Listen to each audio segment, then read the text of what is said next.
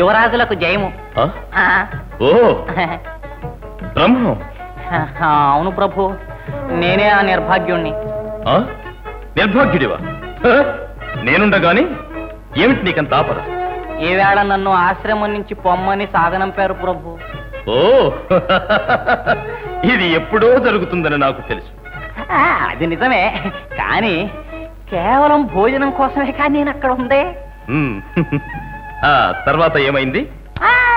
ఏదో మా అత్తయ్య ఉంది కదా అని వాళ్ళ ఇంటికి వెళ్ళాను. అవునవును, అత్తవారిల్లంటే నిజంగా స్వర్గసీమ. అయ్యో పరంధామా, మా అత్తయ్యే నన్ను తరిమేసింది. కారణం ఏం చెప్పను. గారాభంగా పెరుగుతున్న నా గౌరిని సుఖంగా పోషించగలిగిన యోగ్యత సంపాదించి ఆ తర్వాత ఇంటికి రా, వెళ్ళవోయ్ అంటూ మా అత్తయ్య దుర్గమ్మ గర్జించింది. బ్రహ్మం, నిశ్చింతగా ఉండు.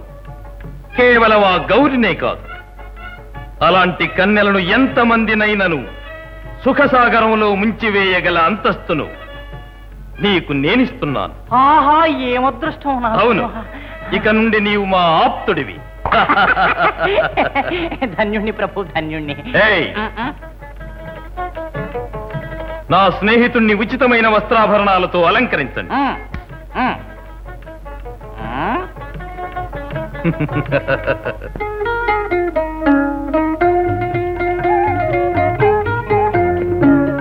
విజయ. ఓ నాన్నగారు, ఏమిటయ్యా నీ కార్యకలాపాలు? ఏ ఘడియలో చూసినా ఎక్కడో ఏదో పనిలో తిరుగుతావు. నేనేం చెప్పను? నాకు ఈ మందిరంలో కాచుకుంటే కాలక్షేపము లేదు, వినోదము లేదు, సంబరమైనను లేదు. అందుకని ఎక్కడ నా మనసుకు సుఖ సంతోష సంభ్రమాలు సరసంగా స్వాగతమిస్తాయో అక్కడికి వెళ్తుంటా. విజయ కుమార, నీ మంచికి భావి సుఖ సంతోషాలకు నీకు వివాహం చేయడానికి నిశ్చయించాం. ఏమిటి వివాహమా? అవును కుమారా, ఇదిగో చూడు. విజయ, ఈమె మన సామంతరాజు అమరసింహుని పుత్రిక వాసంతి. సుందరి, సుశీల, సంగీతంలో సరస్వతి.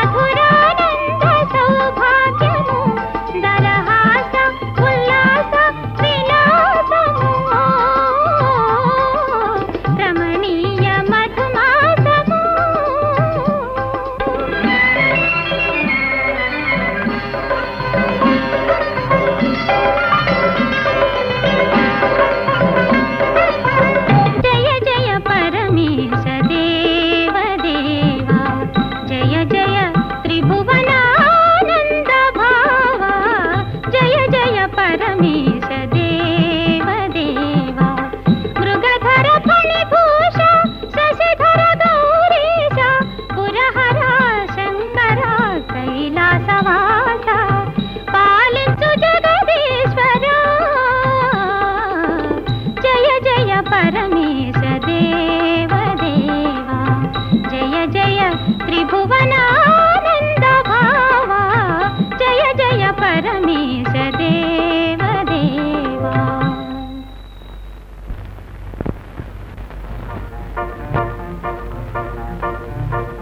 అదిగో విజయ, ముగ్ధబాల అతి చాతుర్యం చూపుతుందే. అంతా నీ అనుగ్రహమే. నీవిలా అంటూనే నేనేం చేశాను? నీవేం చేయగలవు?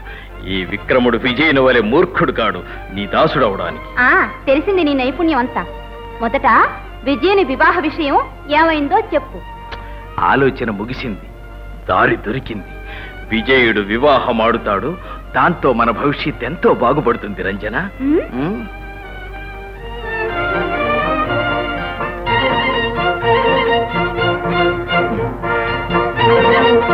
ఎంతసేపు అయ్యా నీ కోసం కాచుకోవడం? ఏమి చెప్పను విక్రమ, మా భవనంలో పెద్ద రామాయణం. నీ పెళ్లి విషయమే కదూ? అవును, నీకెలా తెలుసు? విజయ, నీ ఇష్టాయిష్టాలను ఆ మాత్రం తెలుసుకోలేకపోతే నేను నీకింత ప్రాణమిత్రుణ్ణి ఎలా కాగలిగాను విజయ? అలాగైతే ఈ విషయం రంజనకు తెలిసిపోయిందా? తెలిస్తే మాత్రం భయమేమిటి విజయ? అది కాదు విక్రమ, నా ప్రాణం కంటే మిన్నగా ప్రేమిస్తున్న నా రంజనను వదిలి వేరొక కన్యను పెళ్లాడడం న్యాయమా లేక సాధ్యమా? అది నిజమే, కానీ మన జీవితంలో మనల్ని ఎదిరించవచ్చు సమస్యలను మనకనుకూలంగా మార్చుకొనుట చాకచక్యం విజయ. అదేమిటో కొంచెం వివరంగా చెప్పు. ఇప్పుడు నీవు పెళ్లి చేసుకోవాలని మీ తల్లిదండ్రుల అభీష్టం, అవునా? మహా ఇష్టం. సరే, ఒప్పుకో. ఉమ్, అయితే ఒక్క నియమం మీద. ఏమిటది? పెళ్ళైపోయిన వెంటనే నీకు పట్టం కట్టి నీవే సింహపురి మహారాజని చాటాలి. నీవు సర్వాధికారివై ప్రకాశించాలి. ఆహా, ఎంత నేర్పరివి విక్రమ! నిజమైన మిత్రుడు అంటే నీవే. నీ రుణం నేను ఎలా తీర్చుకోగలను విక్రమ? ఎప్పుడూ ఈ అభిమానం ఉంటే చాలు, నేను ధన్యుణ్ణి. ఓహో, మిత్రులు ఉభయులు మాటలతోనే కోట కడుతున్నారే. ఇంకా నేనెందుకు? అయ్యయ్యో, నీవు లేకపోతే ఎట్లా?